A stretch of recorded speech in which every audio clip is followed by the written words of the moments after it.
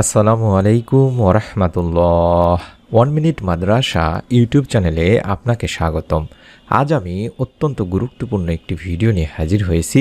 এই ভিডিওটিতে আমি আলোচনা করব পবিত্র বৃহস্পতিবারের এই দিনে কিংবা রাতে আপনারা কষ্ট করে 100 বার একটি দোয়া আমল করলে আল্লাহ তার সমস্ত প্রয়োজন পূরণ করে থাকেন। দুনিয়া আপনার কাছে নত হয়ে আসবে, আপনি ধনীও হয়ে যেতে পারেন। অত্যন্ত গুরুত্বপূর্ণ একটি দোয়া আমি আপনাদের মাঝে শিখিয়ে দেব। নিয়ম মেনে আপনারা আমলটি করবেন। এই নিয়তে ভিডিওটুকু সম্পূর্ণ দেখতে থাকুন। মহান রব আল্লাহ তাআলা আমাদের জীবনে দিন ও রাত দুটি ধারা রেখেছেন। এর মধ্যে কিছু দিন ও রাতকে বিশেষভাবে বরকতময় করেছেন। এতে সঠিকভাবে আমল করলে দুনিয়া ও আখিরাতে সফলতা লাভ হবে। এমনই একটি রাত হলো বৃহস্পতিবার রাত, অর্থাৎ জুমার দিনের আগের রাত। বৃহস্পতিবার সূর্যাস্ত থেকে শুক্রবার সুবে সাদিক পর্যন্ত সময়টা অনেক বরকতপূর্ণ। হাদিসে এ রাতের অনেক ফজিলত, বরকত ও উপকারিতা বর্ণিত হয়েছে।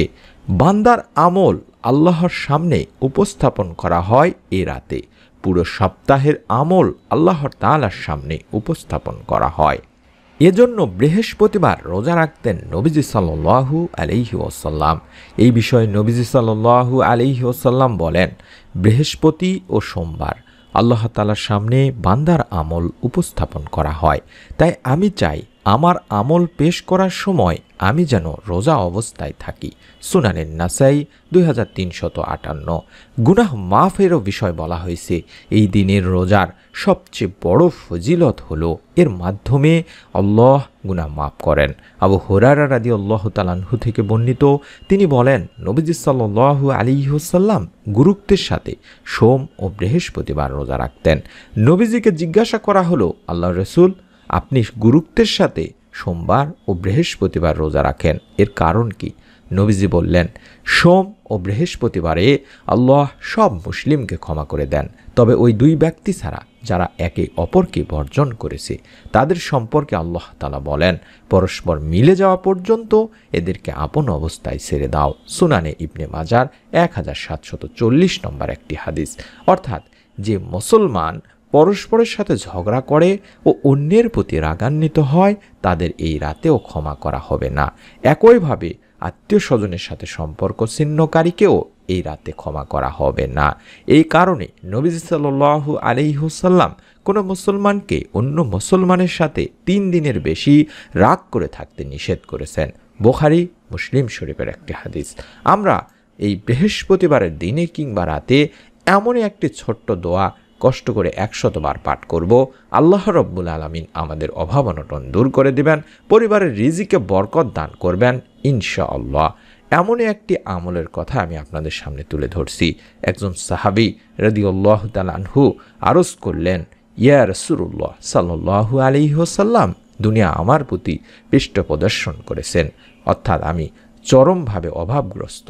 রাসূলুল্লাহ সাল্লাল্লাহু আলাইহি ওয়াসাল্লাম ইরশাদ করলেন, তোমার কি ওই তাসবিহ স্মরণ নেই যেই তাসবিহ ফেরেশতা এবং মাকলুকের, যার বরকতে রুজি প্রদান করা হয়? যখন সুবহে সাদিক উদিত বা শুরু হয় তখন এই তাসবিহ 100 বার পাঠ করো। যে তাসবিহ বা দোয়াটি আমি স্ক্রিনের মধ্যে দেখাচ্ছি, এই দোয়া বা তাসবিহটি আপনারাও 100 বার পাঠ করবেন, নিয়ম মেনে অবশ্যই। কি নিয়ম সেটি আমি ভিডিওটিতে শিখিয়ে দেব ইনশাআল্লাহ। আপনারা ভিডিওটি দেখতে থাকুন। দোয়াটির বাংলা উচ্চারণ হচ্ছে সুবহানাল্লাহি ওয়া বিহামদিহি সুবহানাল্লাহিল আলিয়্যিল আযীম ওয়া বিহামদিহি আস্তাগফিরুল্লাহ। সুবহানাল্লাহি ওয়া বিহামদিহি সুবহানাল্লাহিল আলিয়্যিল আযীম ওয়া বিহামদিহি আস্তাগফিরুল্লাহ। এইভাবে অন্তত 100 বার এই দোয়াটি পাঠ করতে হবে। এই দোয়াটিতে আমরা যেটি বলছি, মহাপবিত্র আল্লাহ এবং সকল প্রশংসা তার জন্য।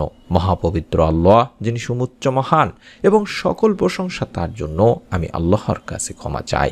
যদি 100 বার পড়ো তাহলে দুনিয়া তোমার নিকট অপমানিত হয়ে আসবে, অর্থাৎ তুমি সহজেই সচ্ছলতা লাভ করবে। ওই সাহাবী রাদিয়াল্লাহু তাআলা আনহু চলে গেলেন। কিছুদিন পর পুনরায় হাজির হয়ে আরজ করলেন, ইয়া রাসূলুল্লাহ সাল্লাল্লাহু আলাইহি ওয়াসাল্লাম দুনিয়া আমার নিকট এত বেশি আসছে, আমি হতবাক, কোথায় উঠাবো, কোথায় রাখবো। সুবহানাল্লাহ, সুবহানাল্লাহ। অর্থাৎ এই দোয়ার মাধ্যমে আপনি যদি আল্লাহ রব্বুল আলমিনের কাছে রিজিকে বরকত চান, পরিবার সংসারে অভাব অনটন থেকে রক্ষা চান, তাহলে আল্লাহ তাআলা দুনিয়াকে আপনার কাছে নত করে দিবেন, দুনিয়াকে আপনার কাছে হেয় তুল্য করবেন, এবং আপনি অবশ্যই ঋণ মুক্তি বা রিজিকে বরকত লাভের অবশ্যই কোনো না কোনো একটা মাধ্যম পাবেন।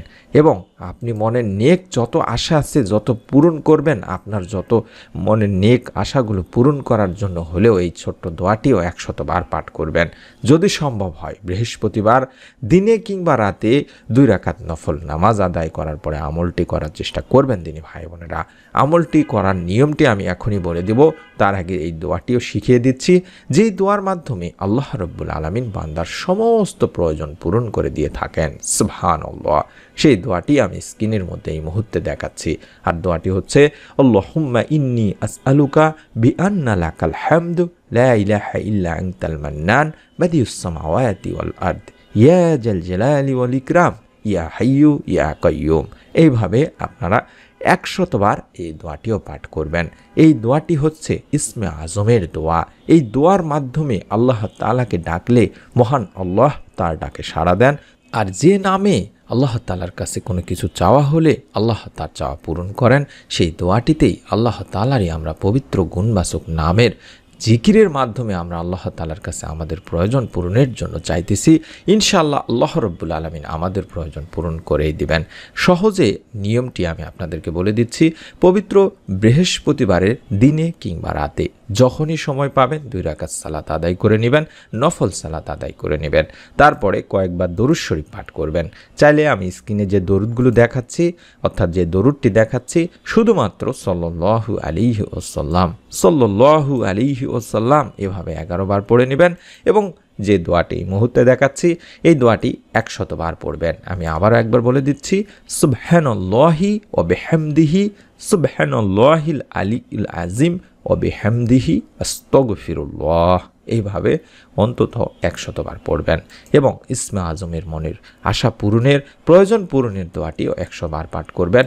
আল্লাহুম্মা ইন্নী আসআলুকা বিআন্না লাকাল হামদু লা ইলাহা ইল্লা আনতাল মান্নান বাদিউস সামাওয়াতি ওয়াল আরদ ইয়া জাল জালালি ওয়াল ইকরাম ইয়া হাইয়্যু ইয়া কাইয়্যুম।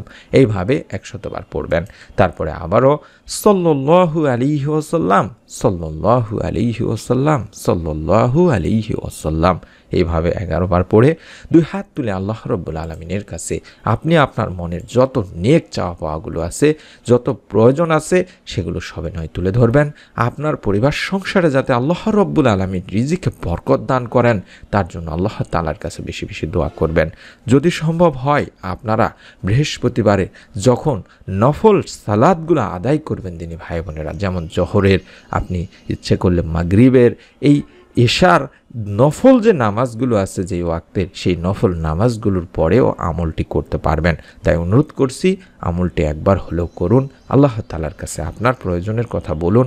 আল্লাহ রব্বুল আলামিন ইনশাআল্লাহ আপনার প্রয়োজন এই আমলের মাধ্যমে পূরণ করেই দেবেন। মনের মধ্যে শতভাগ বিশ্বাস নিয়ে আমলটি একবার হলেও করবেন দিনী ভাই বোনেরা। এইরকম নতুন আমলের ভিডিওগুলো আপনি আপনার মোবাইলেই দেখতে পাবেন। তার জন্য ভিডিওটিতে অবশ্যই একটি করে লাইক দেওয়ার মাধ্যমে এবং চ্যানেলটি সাবস্ক্রাইব করে বেল বাটনটি অন করে রাখার অনুরোধ করছি। সকলে ভালো থাকুন, সুস্থ থাকুন।